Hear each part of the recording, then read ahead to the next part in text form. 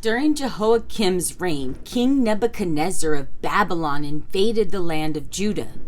Jehoiakim surrendered and paid him tribute for 3 years, but then rebelled. Then the Lord sent bands of Babylonian, Aramean, Moabite, and Ammonite raiders against Judah to destroy it, just as the Lord had promised through his prophets. These disasters happened to Judah according to the Lord's command.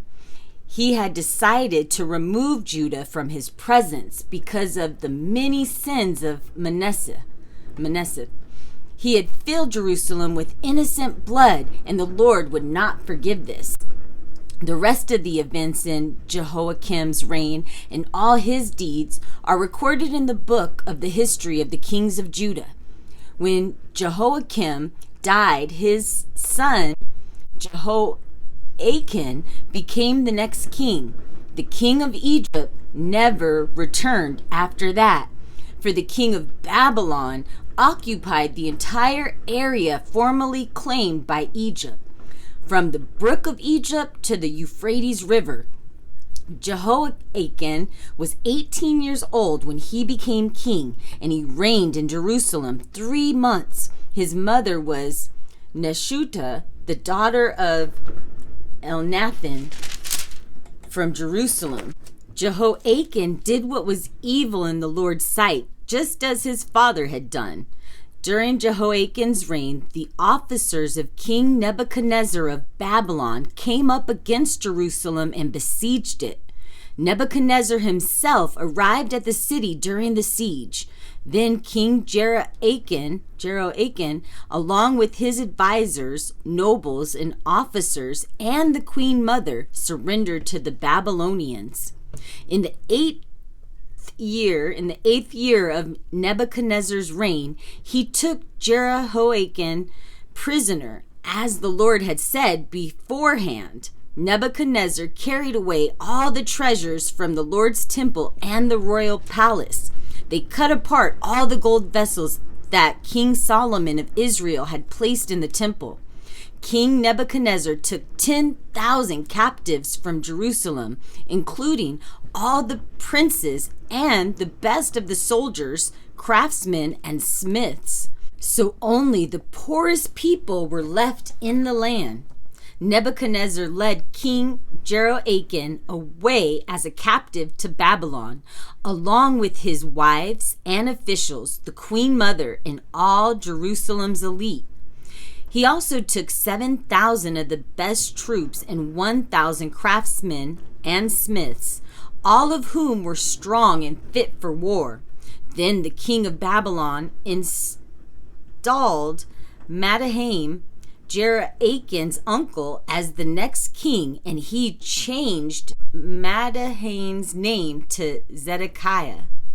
Zedekiah was 21 years old when he became king, and he reigned in Jerusalem 11 years. His mother was Hamutal, the daughter of Jeremiah from Libnah.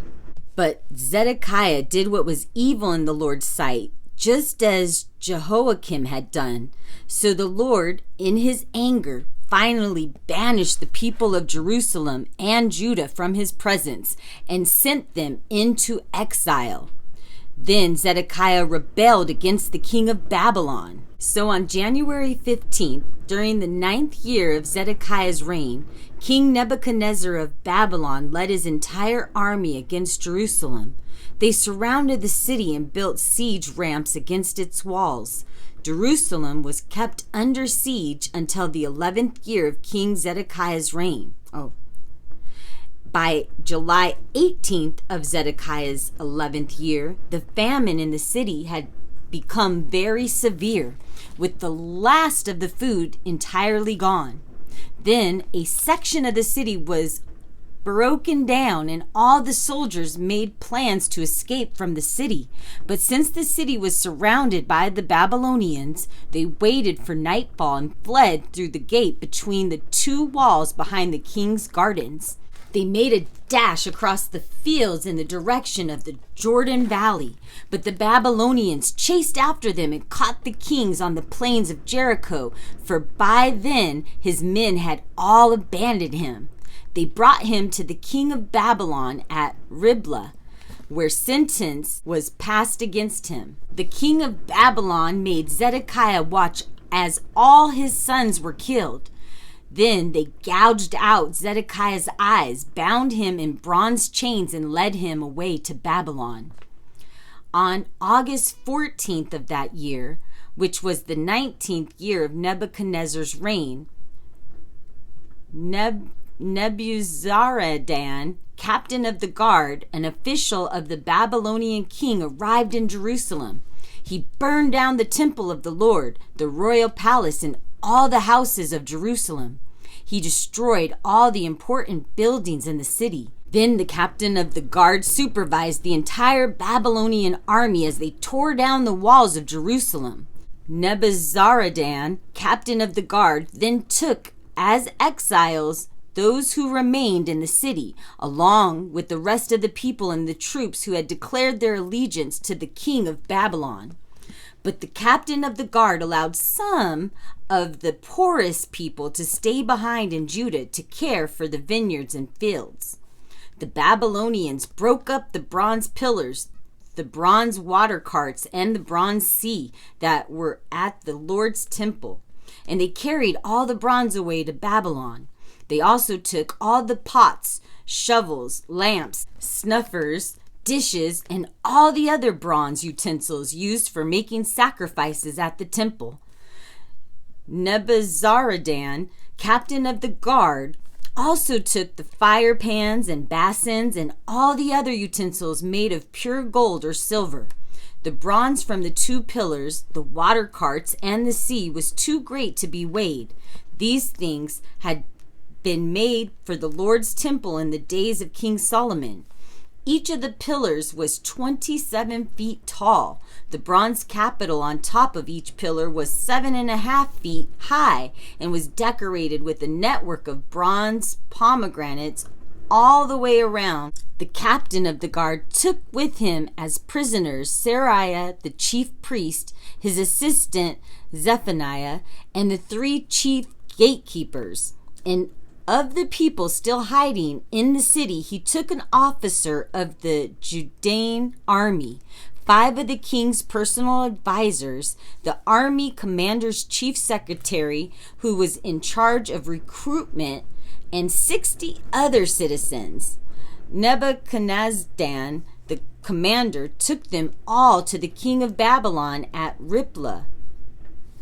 And there at Riblah in the land of Hamath, the king of Babylon had them all put to death. So the people of Judah were sent into exile from their land.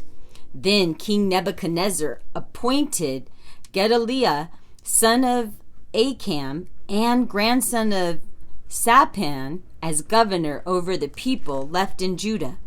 When all the army commanders and their men learned that the king of Babylon had appointed Gedaliah as governor, they joined him at Mizpah. These include Ishmael, son of Nethaniah, Jehohanan, son of Kara, Seraiah, son of Tanhumeth, the Naphite, and Jazaniah, son of Machite, and all their men.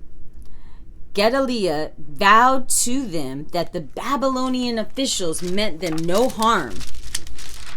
Live in the land and serve the king of Babylon, and all will go well for you, he promised.